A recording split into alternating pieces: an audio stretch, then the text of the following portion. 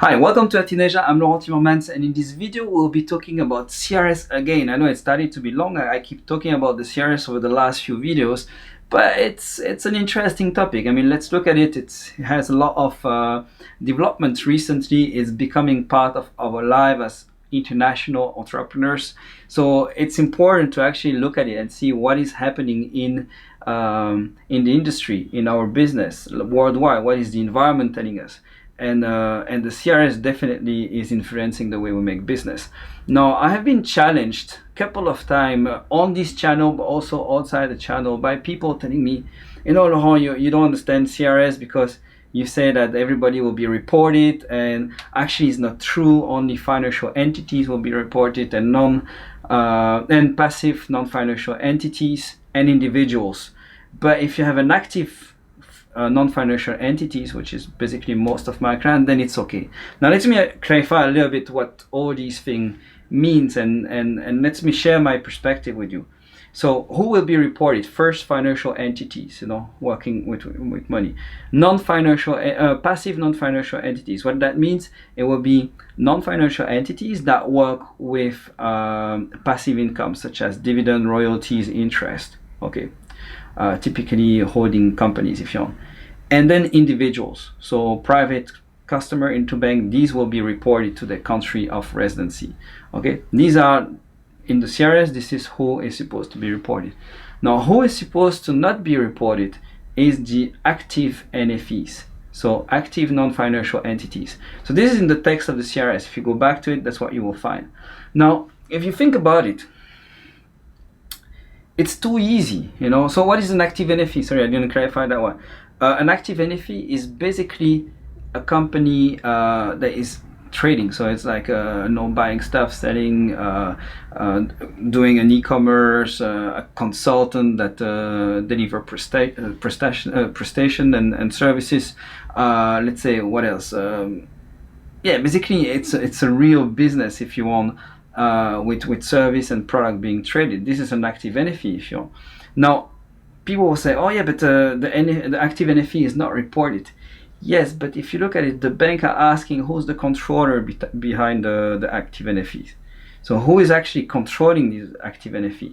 And also, the Hong Kong government is asking us. So HKMA is asking, it's not HKMA directly, it will be the company registry, is asking us to carry some compliance on our clients as well, and to keep what we call a significant control register. Why do you think they ask that? There is some reason for anti-money laundering, but I believe also there is some for the CRS.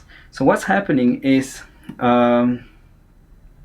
if you have an active NFE and the controller is an individual that is a reportable person, or a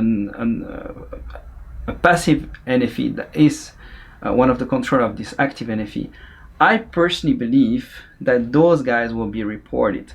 Now, one of my staff here, Irshad, used to work with HSBC in Mauritius, and basically he told me the controller of active NFEs were reported to their country of origins, and he was first and working on that. Now in Hong Kong, we are now doing some inquiries. We are asking to some people we know in compliance in HSBC. We're still waiting for the answer. We sent email to HKMA, we sent email to IRD. We are still waiting because I didn't get all the answers. But I just wanted to do this first video just to explain you what's in my mind and what we are looking at. Okay, so I don't believe that if you have an active NFE, you are fine. Okay, with the CRS, that you won't be reported. Otherwise, it's too easy. If you're an individual, you pretend you open a business and then you store your money there.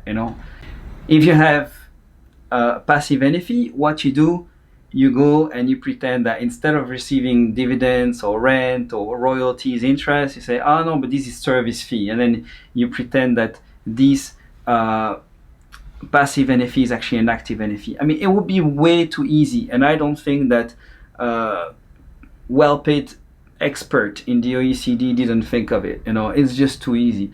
So I think as an entrepreneur, you basically have to look at risks. And even if at the moment maybe active NFEs are not reporting, I don't know, because I mean CRS at the end of the day started in 2017 in European countries, 2018 in Hong Kong. Let's see what will really happen. You know, the banks start to understand more or less what's going on. So I think we don't have enough information at the moment, like practical information, not things that people have been telling on website. I'm talking about practical information, thing that is actually happening. I don't think we have enough of these to actually know what's going on. But personally, I keep looking and I will keep informing you. When I have more information, I will tell you. But I think it is way too easy, but really way too easy if the active NFEs are not reported and the controllers are not reported neither. I still think that if you're an active, if you are a reportable controller of a active NFE, you will still be reported. So be careful. People told me my CRS knowledge were dangerous. I don't think so. I think I'm really prudent with CRS, maybe too prudent. You can reproach me that, but dangerous, I don't think so. So it just confirmed the things I said in like 2 videos from now, when I said, you know what, the world is changing, things is becoming more transparent.